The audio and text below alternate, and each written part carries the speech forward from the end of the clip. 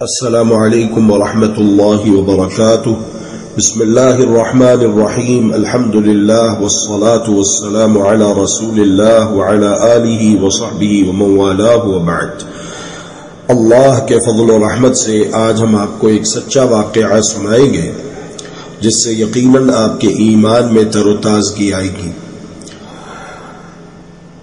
حضرات محترم، احباب ذی وقار، یہ 1282 ہجری کی بات ہے، یعنی آج سے تقریباً 160 سال پہلے کی۔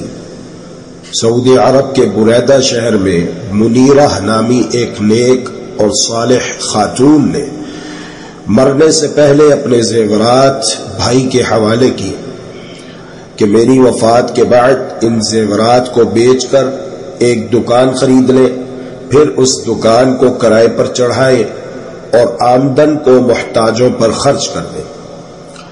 بہن کی وفات کے بعد بھائی نے وصیت پر عمل کرتے ہوئے ان کے زیورات بیچ کر بہن کے نام 12 ریال میں ایک دکان خرید لی۔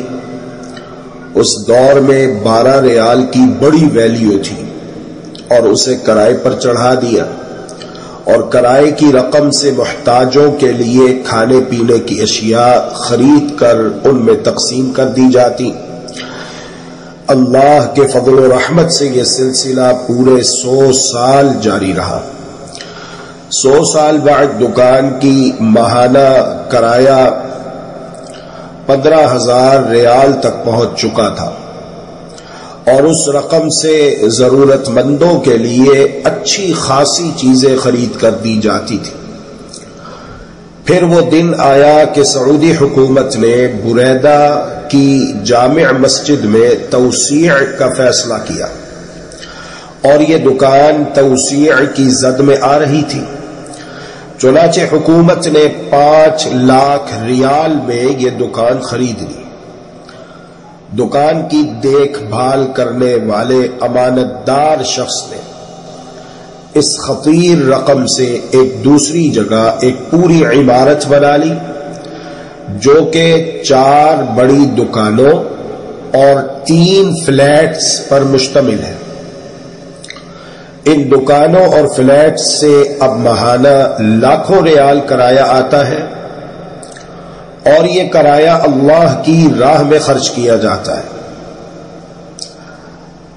150 سال پہلے اس نیک خاتون نے 12 ریال اللہ کی راہ میں صدقہ جاریہ کے طور پر پیش کیے تھے۔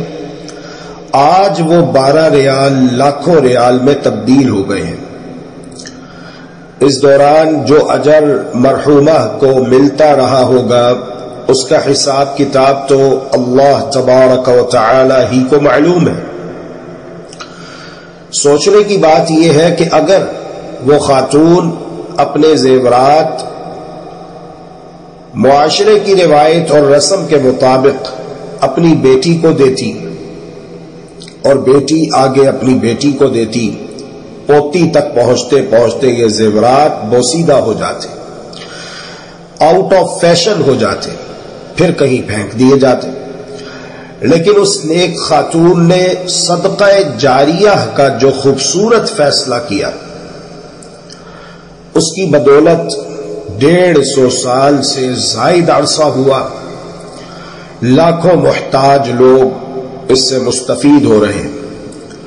اللہ تبارک و تعالی کی راہ میں پیش کیے ہوئے صدقے کو حقیر اور کمتر نہ سمجھے۔ اللہ تبارک و تعالی صدقات و خیرات میں برکت ڈالتا ہے اور بڑھاتا ہے، سود کو مٹاتا اور گھٹاتا ہے۔ واللہ تعالی ولی التوفیق والہادی الی سواء السبیل۔